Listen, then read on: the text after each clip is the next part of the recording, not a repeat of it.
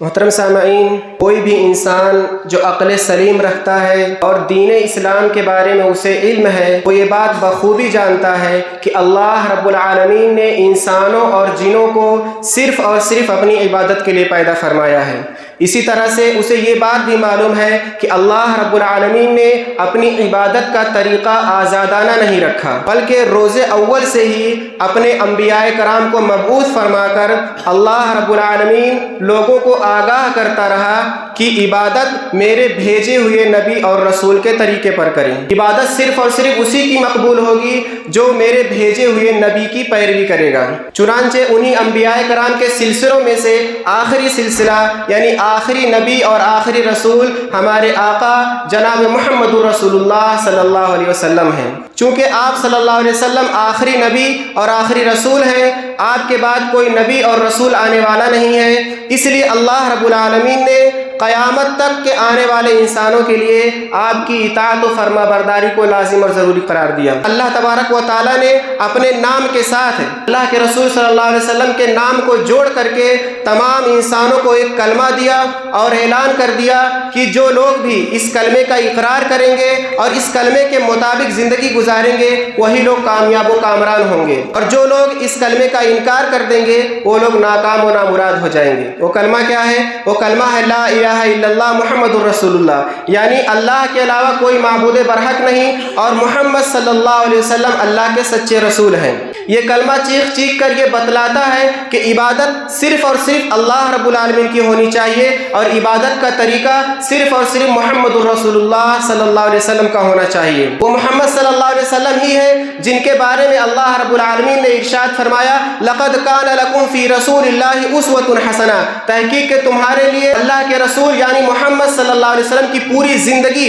بہترین اسوہ بہترین آئیڈیل ہے۔ وہ محمد صلی اللہ علیہ وسلم ہی ہے جن کے بارے میں اللہ تبارک و تعالیٰ نے ارشاد فرمایا وما آتاکم الرسول فخذوہ وما نہاکم عنہ فانتہوا، جو تم کو اللہ کے رسول یعنی محمد صلی اللہ علیہ وسلم دے اس کو لے لو اور جس چیز سے وہ تم کو روک دے اس سے رک جاؤ۔ وہ محمد صلی اللہ علیہ وسلم ہی ہے جن کے بارے میں اللہ تبارک و تعالیٰ نے ارشاد فرمایا من یطع الرسول فقد اطاع اللہ، جس نے رسول کی اطاعت کی یعنی محمد صلی اللہ علیہ وسلم کی اطاعت کر لی گویا کہ اس نے اللہ تبارک و تعالیٰ کی اطاعت کر لی۔ وہ محمد صلی اللہ علیہ وسلم ہی ہے جن کے بارے میں اللہ تبارک و تعالیٰ نے ارشاد فرمایا یا ایھا الذین آمنوا اطیعوا اللہ واطیعوا الرسول ولا تبطلوا اعمالکم، یعنی اے لوگوں جو ایمان لائے ہو تم اللہ کی اطاعت کرو اور رسول یعنی محمد صلی اللہ علیہ وسلم کی اطاعت کرو اور اپنے اعمال کو برباد مت کرو۔ وہ محمد صلی اللہ علیہ وسلم ہی ہے جن کے بارے میں اللہ تبارک و تعالیٰ نے ارشاد فرمایا قل ان کنتم تحبون اللہ فاتبعونی یحببکم اللہ، یعنی اے نبی آپ ان سے کہہ دیجئے کہ اگر تم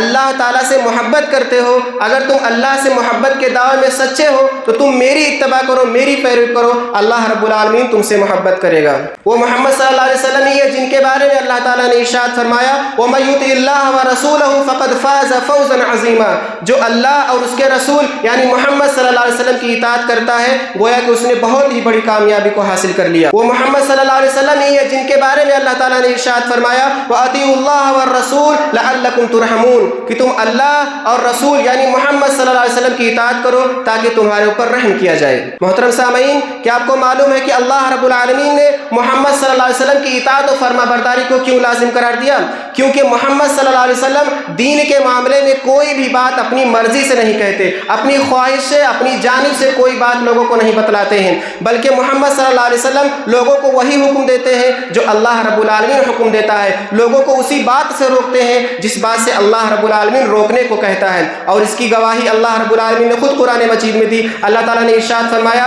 وما ينطق عن الهوى، یعنی یہ محمد یہ رسول جو میرا بھیجا ہوا رسول ہے وہ اپنی خواہش سے کوئی بات نہیں کہتا، اپنی مرضی سے تمہیں کوئی کام کرنے کا حکم نہیں دیتا ہے، اپنی مرضی سے وہ کسی کام سے رکنے کا حکم نہیں دیتا ہے۔ ان ہوا الا وحی یوحی، وہ جس بات کا بھی حکم دیتا ہے وہ اس کی طرف وحی کی جاتی ہے، وہ اللہ کا حکم ہوتا ہے، اللہ کا فرمان ہوتا ہے جو تم کو سنا دیتا ہے۔ محترم سامعین، اللہ کے رسول صلی اللہ علیہ وسلم کی اتباع اور فرما برداری اعمال صالحہ کا معیار ہے۔ اس کے باوجود آج مسلمانوں کی اکثریت نے اللہ کے رسول صلی اللہ علیہ وسلم کی اطاعت و فرما برداری سے اپنے دامن کو چھڑا لیا اور اپنے اوپر ایسے لوگوں کی اطاعت و فرما برداری کو لازم اور ضروری قرار دے لیا جس کے بارے میں اللہ رب العالمین نے کوئی حکم نازل نہیں فرمایا، اور بات یہاں تک پہنچ گئی کہ اپنے آپ کو ان کی طرف منسوب کر لیا اور اپنے آپ کو ان کا مقلد کہہ کر کے فخر محسوس کرتے ہیں۔ محترم سامعین، آئیے ہم جاننے کی کوشش کرتے ہیں کہ تقلید کسے کہتے ہیں۔ لغت کی ایک مشہور کتاب المعجم الوسیط کے اندر لکھا ہے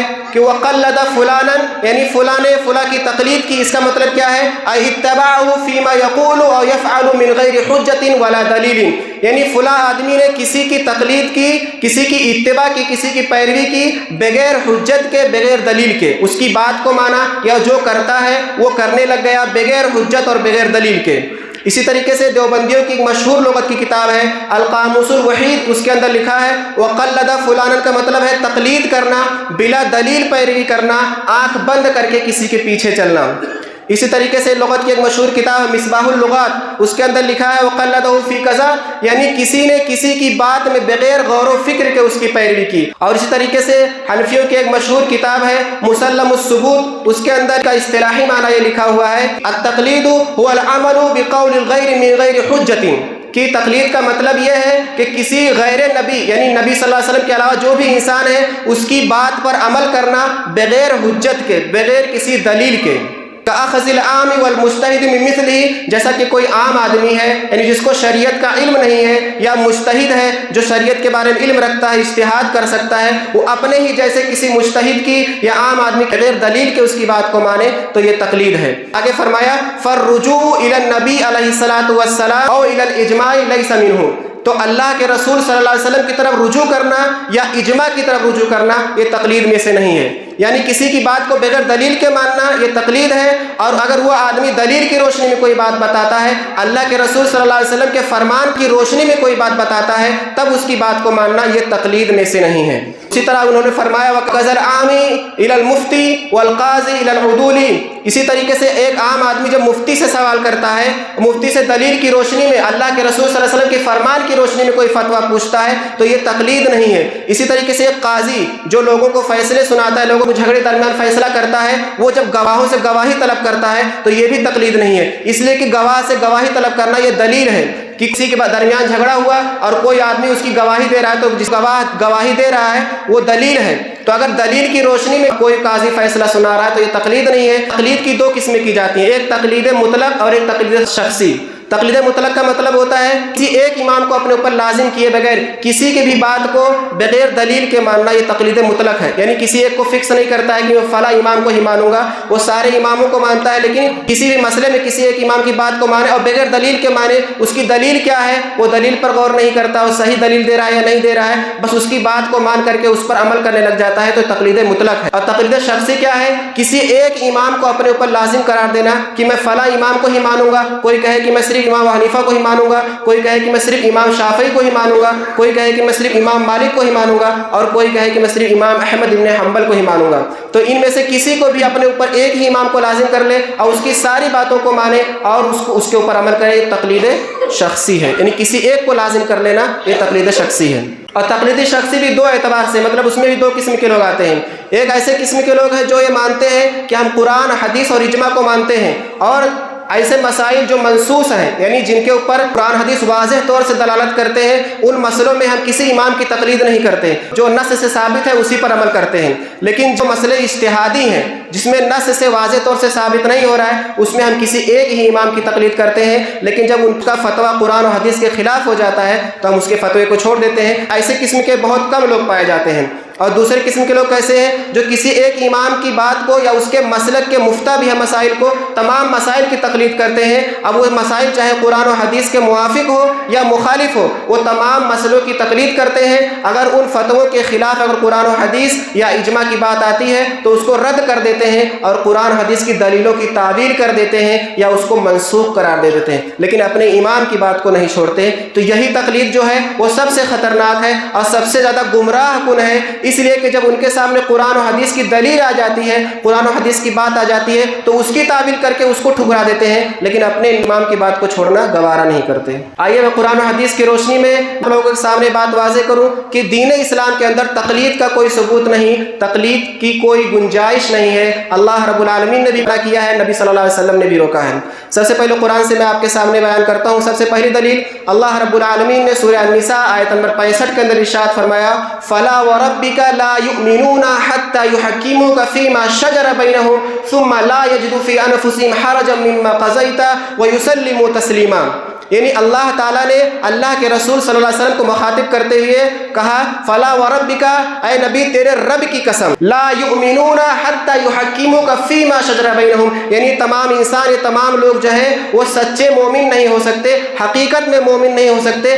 جب تک کہ اپنے تمام اختلافات میں آپ کو حکم نہ بنا لے، آپ کو فیصلہ کرنے والا نہ بنا لے، اور فیصلہ کرنے والا بنانے کے بعد ثُمَّ لَا يَجِدُوا فِي أَنفُسِهِمْ حَرَجًا مِّمَّا قَضَيْتَ، پھر اپنے نفس میں جو آپ فیصلہ کر دے اس فیصلے میں ذرہ برابر بھی حرج محسوس نہ کرے، تنگی نہ محسوس کرے، بلکہ جو فیصلہ آپ کر دے اس کو بلا چوں چرا کیے ہوئے مان لے۔ وَيُسَلِّمُ تَسْلِيمًا، یعنی مکمل طور سے مان لے، اپنے دل میں کوئی تکلیف محسوس نہ کرے، کوئی کمی محسوس نہ کرے۔ اس آیت کا پس منظر دیکھیے، حضرت زبیر ابن عوام رضی اللہ تعالیٰ عنہ اور ایک آدمی کا جھگڑا ہو جاتا ہے کھیت کو سیراب کرنے کے تعلق سے۔ ایک نالا ہے، اس نالے سے کھیت کو سیراب کرنا ہے تو دونوں جھگڑا کرتے ہیں، تو یہ مسئلہ اللہ کے رسول صلی اللہ علیہ وسلم کے پاس آتا ہے۔ اللہ کے رسول صلی اللہ علیہ وسلم دونوں کی بات سن کر کے فیصلہ حضرت زبیر ابن عوام رضی اللہ تعالیٰ عنہ کے حق میں سنا دیتے ہیں۔ اس کے بعد وہ آدمی جس کے حق میں فیصلہ نہیں ہوتا ہے وہ کہتا ہے چونکہ یہ زبیر ابن عوام اللہ کے رسول کے پھوپھی زاد ہیں، پھوپھی زاد بھائی ہیں، اس لیے اللہ کے رسول نے ان کے حق میں فیصلہ کیا ہے۔ حضرت زبیر ابن عوام اللہ کے رسول کے پھوپھی زاد بھائی تھے۔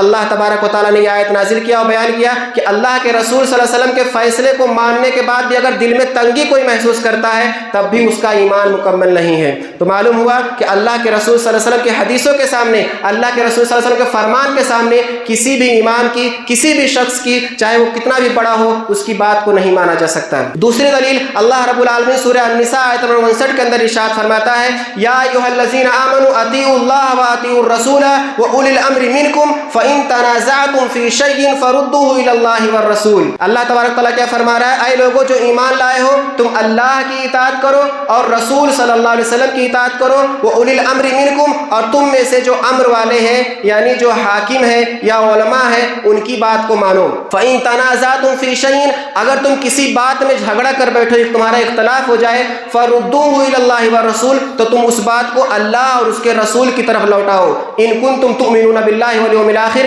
اگر تم اللہ پر اور آخرت کے دن پر ایمان رکھتے ہو، ذالک خیر واحسن تاویلا، یہ تمہارے لیے بہتر ہے اور انجام کے اعتبار سے بھی یہی صحیح ہے۔ تو اس آیت میں اللہ رب العالمین نے اطیعوا اللہ واطیعوا الرسول، اطاعت کا لفظ اللہ اور رسول کے ساتھ جوڑا ہے، یعنی اللہ اور اس کے رسول کی اطاعت جو ہے یہ ضروری ہے۔ اس کے بعد اولی الامر منکم میں اطیعوا کا لفظ نہیں جوڑا، تو اس سے معلوم ہوا کہ جو علماء ہیں، جو حاکم ہیں، ان کی بات کو اللہ اور اس کے رسول کے ضمن میں ہی مانا جائے گا کہ جب تک وہ اللہ اور اس کے رسول کی بات بتاتے ہیں تو ان کی بات کو ماننا ہے۔ یعنی کوئی حاکم ہے مسلمانوں کا، وہ قرآن اور حدیث کے مطابق فیصلہ کرتا ہے تو اس کی بات کو ماننا ہے۔ کوئی عالم ہے، کوئی امام ہے، وہ قرآن اور حدیث کے مطابق فتویٰ دیتا ہے، قرآن اور حدیث کے مطابق لوگوں کو بلاتا ہے تو اس کی بات ماننا ضروری ہے۔ لیکن اگر وہ اپنی رائے سے بتاتا ہے، اپنی طرف سے کوئی فتویٰ سنا دیتا ہے، اس کے پاس قرآن اور حدیث سے کوئی دلیل نہیں ہے تو اس کی بات ماننا لازم نہیں ہے، بلکہ اس کی بات کو نہیں ماننا ہے اور اس مسئلے کو قرآن اور حدیث کی طرف لوٹانا ہے۔ اس سے بالکل واضح ہے۔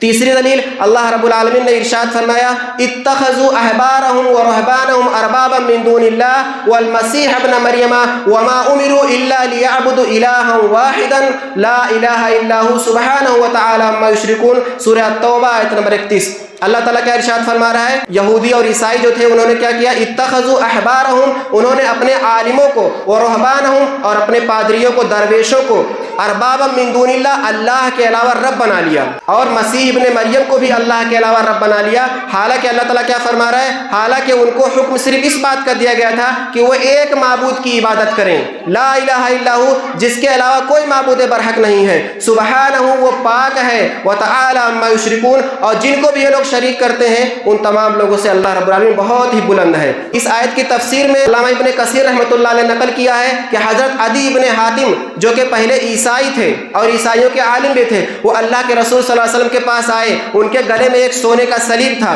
اللہ کے رسول صلی اللہ علیہ وسلم نے فرمایا کہ اے عدی، اپنے گلے میں سے یہ بت جو لٹکایا ہے تم نے، اس کو توڑ دو۔ اس کے بعد حضرت عدی بن حاتم رضی اللہ تعالیٰ عنہ فرماتے ہیں کہ میں نے اللہ کے رسول صلی اللہ علیہ وسلم کو یہی آیت تلاوت کرتے ہوئے سنا کہ اللہ کے رسول یہ تلاوت کر رہے تھے، اتخذوا احبارهم ورهبانهم اربابا من دون اللہ۔ تو میں نے کہا کہ اللہ کے رسول، ہم نے تو اپنے علماء کو، اپنے پادریوں کو اللہ کے علاوہ رب نہیں بنایا۔ تو اللہ کے رسول نے کیا فرمایا کہ کیا تم نے جو وہ حلال کرتے تھے اس کو تم حلال سمجھتے تھے، اور جو تمہارے اوپر حرام کر دیتے تھے اس کو تم حرام سمجھ لیتے تھے؟ تم اللہ کی کتاب کی طرف نہیں دیکھتے تھے، کیا ایسا نہیں تھا؟ تو انہوں نے کہا ہاں ایسا ہی تھا، جو ہمارے عالم حرام کرتے ہم اس کو حرام سمجھتے تھے، جو ہمارے عالم حلال کرتے ہم اس کو حلال سمجھتے تھے۔ تو اللہ کے رسول صلی اللہ علیہ وسلم نے فرمایا یہی ان کو رب بنا لینا ہے۔ یعنی اگر قرآن اور حدیث کی طرف کوئی نہیں دیکھتا ہے، کسی عالم، کسی امام کی بات کو ہی آخری فیصلہ سمجھ لیتا ہے اور یہ سمجھتا ہے کہ جو امام صاحب کہہ دیں وہی صحیح ہے، جو حکم سنا دیں، جو وہ فتویٰ بتا دیں وہی صحیح ہے۔ اب قرآن و حدیث میں کیا لکھا ہوا ہے، چاہے ان کے فتوے کے خلاف ہو چاہے وہ موافق ہو، اس کی طرف نہیں پلٹتا ہے، تو گویا کہ وہ اللہ کے علاوہ وہ دوسروں کو رب بنا لے رہا ہے۔ کیونکہ شریعت سازی کا جو حق ہے وہ صرف اور صرف اللہ رب العالمین کو حاصل ہے۔ شریعت میں کیا کرنا ہے کیا نہیں کرنا ہے یہ فیصلہ صرف اللہ تعالیٰ کر سکتا ہے، اس کے علاوہ کوئی نہیں کر سکتا۔ چوتھی دلیل، اللہ رب العالمین سورۃ الاعراف آیت نمبر 3 کے اندر ارشاد فرماتا ہے اتبعوا ما انزل الیکم من ربکم ولا تتبعوا من دونه اولیاء قلیلا ما تذکرون۔ اتبعوا ما انزل الیکم من ربکم، جو تمہاری طرف، تمہارے رب کی طرف سے نازل کیا گیا ہے تم اس کی اتباع کرو۔ ولا تتبعوا من دونه اولیاء، اور اس کے علاوہ تم کسی بھی ولی کی، کسی بھی شخص کی اتباع مت کرو۔ قلیلا ما تذکرون، تم لوگ بہت کم نصیحت حاصل کرتے ہو۔ تو اس آیت سے بھی بالکل واضح ہے اللہ رب العالمین نے کیا فرمایا، جو آسمان سے اللہ رب العالمین کی طرف سے نازل کیا گیا ہے اسی کی اتباع، اسی کی فرما برداری آدمی کر سکتا ہے، اور جو عالم بھی اس کے مطابق فتویٰ دیتا ہے، قرآن اور حدیث کے مطابق فیصلہ سناتا ہے، دلیل کی روشنی میں کوئی فیصلہ کرتا ہے، اس کی بات ماننا لازم اور ضروری ہے۔ پانچویں دلیل، اللہ رب العالمین نے ارشاد فرمایا وَإِذَا قِيلَ لَهُمُ اتَّبِعُوا مَا أَنزَلَ اللَّهُ قَالُوا بَلْ نَتَّبِعُ مَا أَلْفَيْنَا عَلَيْهِ آبَاءَنَا أَوَلَوْ كَانَ آبَاؤُهُمْ لَا يَعْقِلُونَ شَيْئًا وَلَا يَهْتَدُونَ۔ سورہ البقرہ آیت نمبر 170۔ اللہ تعالیٰ نے کیا فرمایا، جب ان سے کہا جاتا ہے کہ تم اس کی اتباع کرو جس کو اللہ تعالیٰ نے نازل کیا،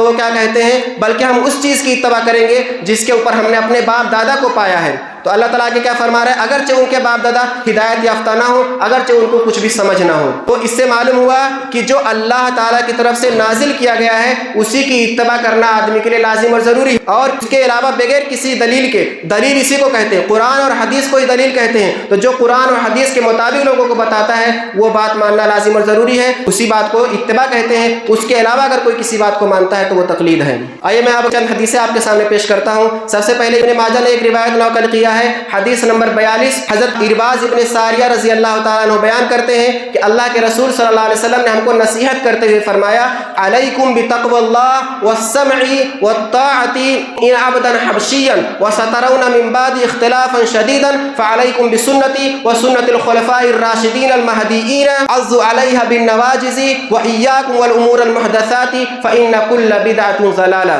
اللہ کے رسول نے کیا فرمایا، تمہارے اوپر اللہ تعالیٰ کا تقوی لازم ہے، اور سمع اور طاعت مطلب سنو اور فرما برداری کرو۔ اگرچہ کوئی ایسا بندہ ہو جو حبشی ہو، جو کالا ہو، تمہارے اوپر حاکم بنا دیا جائے تب بھی تم اس کی بات کو سنو اور اس کی فرما برداری کرو۔ آگے اللہ کے رسول صلی اللہ علیہ وسلم نے فرمایا اور عن قریب تم میرے بعد بہت زیادہ اختلاف دیکھو گے تو تمہارے اوپر میری سنت کو پکڑنا لازم اور ضروری ہے، اور خلفائے راشدین کی سنت کو پکڑنا لازم اور ضروری ہے۔ عضوا علیہا بالنواجذ، تم ان کو اپنے دانت سے مضبوطی کے ساتھ پکڑ لو۔ اس کے بعد آگے اللہ کے رسول صلی اللہ علیہ وسلم نے فرمایا ایاکم والامور المحدثات، اور نئے کام کو دین میں نکالنے سے تم بچنا۔ فإن كل بدعۃ ضلالہ، اس لیے کہ ہر بدعت جو ہے وہ گمراہی ہے۔ اس حدیث کی روشنی میں یہ پتہ چلا کہ اللہ کے رسول صلی اللہ علیہ وسلم کی سنت کو پکڑنا لازم اور ضروری ہے، اور آگے اللہ کے رسول صلی اللہ علیہ وسلم نے فرمایا کہ خلفائے راشدین کی سنت کو۔ تو اس حدیث کی وضاحت میں ملا علی قاری نے مرقات کے اندر لکھا ہے کہ اللہ کے رسول صلی اللہ علیہ وسلم نے خلفائے راشدین کی سنت کو پکڑنے کے لیے اس لیے کہا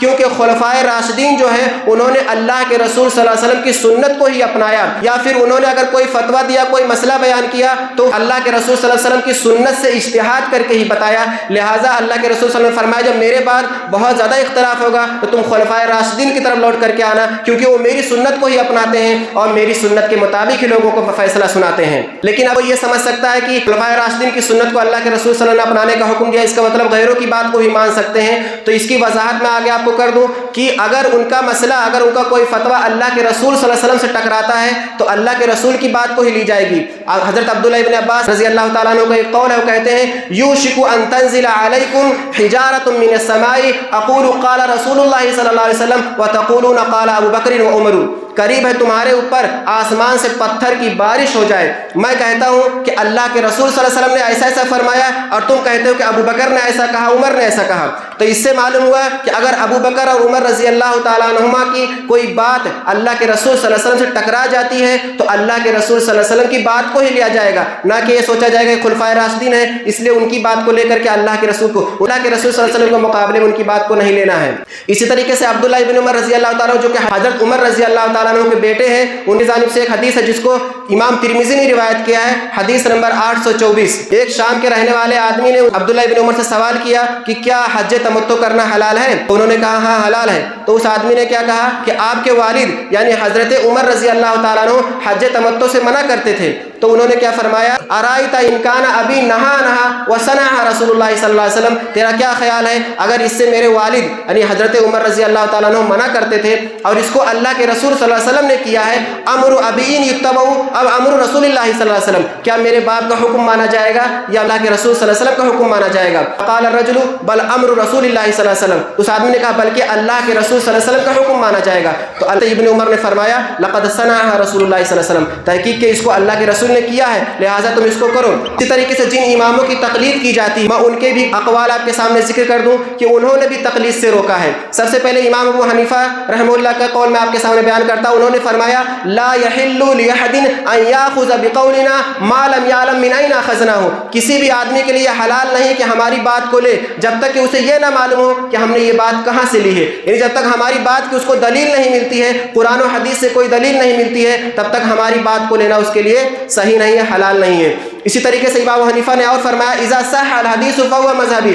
جب تم کو صحیح حدیث مل جائے تو وہی میرا مذہب ہے، یعنی میرا کسی مسئلے میں کوئی فتویٰ ہے اور میں نے کوئی فتویٰ بیان کیا ہے تو ہو سکتا ہے وہ غلط ہو سکتا ہے وہ صحیح ہو، اگر تم کو کوئی صحیح حدیث مل جاتی ہے تو صحیح حدیث پر عمل کر لینا، میرا فتویٰ صحیح حدیث کے مطابق ہو جائے گا، اور جو میں نے اپنی رائے سے فتویٰ دیا ہے مجھے حدیث نہیں مل سکی تو اس رائے کو اس فتوے کو چھوڑ دینا۔ اسی طریقے سے امام مالک رحمہ اللہ کا قول ہے کہ انما انا بشر اختی واصیب فانظروا فی رائی فکل ما وافق الکتاب والسنہ فخذوہ وکل ما لم یوافق الکتاب والسنہ فاترکوہ، یعنی میں بھی انسان ہوں، میں صحیح بات بھی کہہ سکتا ہوں اور غلط بات بھی کہہ سکتا ہوں، تو تم میری رائے میں غور کرو، میرے فتوے میں غور کرو، تو ہر فتویٰ جو کتاب و سنت کے موافق ہو اس کو تم لے لو اور جو کتاب و سنت کے موافق نہ ہو اس کو چھوڑ دو۔ اسی طریقے سے امام مالک کا ایک قول یہ ہے لیس احد بعد النبی صلی اللہ علیہ وسلم الا ویؤخذ من قوله ویترک الا لنبی، کہ اللہ کے رسول صلی اللہ علیہ وسلم کے بعد کوئی انسان ایسا نہیں ہے مگر اس کی بات کو لیا بھی جا سکتا ہے اور چھوڑا بھی جا سکتا ہے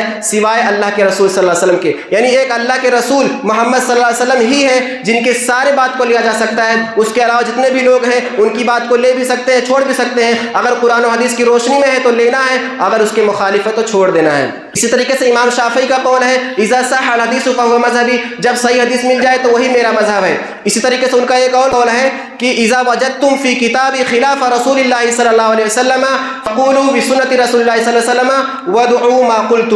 اگر تم میری کتاب میں اللہ کے رسول صلی اللہ علیہ وسلم کی سنت کے خلاف کوئی بات پاتے ہو تو تم اللہ کے رسول صلی اللہ علیہ وسلم کی سنت کو لے لو، جو وہی کہو جو اللہ کے رسول کی سنت ہے اور جو میں نے کہا ہے اس کو تم چھوڑ دو۔ اسی طریقے سے امام احمد بن حنبل ان کا فرمان ہے، ان کا قول ہے کہ لا تقلدونی ولا تقلدوا مالکا ولا الشافعیہ ولا الاوزاعیہ ولا الثوریہ وخذوا من حیث اخذوا، کہ تم میری تقلید مت کرو، نہ امام مالک کی تقلید کرو، نہ امام شافعی کی تقلید کرو، نہ امام اوزاعی کی تقلید کرو، نہ امام ثوری کی تقلید کرو، بلکہ تم بھی وہیں سے لو جہاں سے انہوں نے مسئلے کو مستنبط کیا ہے۔ اور ان کا ایک قول یہ ہے من رد حدیث رسول اللہ صلی اللہ علیہ وسلم فهو علی شفا ہلاکۃ، جس نے اللہ کے رسول صلی اللہ علیہ وسلم کی حدیث کو رد کر دیا وہ ہلاکت کے دہانے پر چلا گیا۔ تو ان چاروں ائمہ کے اقوال کی روشنی بھی ہم کو یہ بات معلوم ہو جاتی ہے کہ تقلید کرنا ان کی طرف سے بھی حرام ہے، انہوں نے بھی تقلید کی اجازت نہیں دی ہے، انہوں نے بھی قرآن و حدیث کی روشنی میں جو فتوے بیان کیے ہیں تو اسی پر عمل کرنا ہے۔ اگر ان کا کوئی فتویٰ قرآن و حدیث سے ٹکرا جاتا ہے تو آدمی کو قرآن و حدیث کی طرف آ جانا ہے اور ان کے فتوے کو چھوڑ دینا ہے۔ آخر میں اللہ رب العالمین سے دعا ہے کہ اللہ تعالی ہمیں اللہ کے رسول صلی اللہ علیہ وسلم کے فرمان پر عمل کرنے کی توفیق دے، اللہ کے رسول صلی اللہ علیہ وسلم سے سچی محبت کرنے کی توفیق دے، سارے علماء کی قدر کریں، سارے علماء کی عزت کریں، لیکن ہمارے اوپر جو لازم ہے وہ صرف اور صرف اللہ کے رسول صلی اللہ علیہ وسلم کی اتباع لازم ہے۔ اس لیے کسی بھی امام سے، کسی بھی عالم سے مسئلہ پوچھیں تو قرآن و حدیث کی روشنی میں پوچھیں، اور جو قرآن و حدیث کی روشنی میں بتائے اسی پر عمل کریں، اور اگر وہ قرآن و حدیث کو مخالف بتاتا ہے تو پوچھنے والا گنہگار نہیں ہوگی، کیونکہ پوچھنے والا عام آدمی وہ مسئلے مستنبط نہیں کر سکتا، لیکن وہ اپنے اوپر یہ لازم سمجھے کہ میں قرآن و حدیث کے مطابق لوگوں سے فتویٰ پوچھوں گا۔ اللہ تعالیٰ سے دعا ہے کہ اللہ تعالیٰ ہمیں اس بات کی توفیق دے۔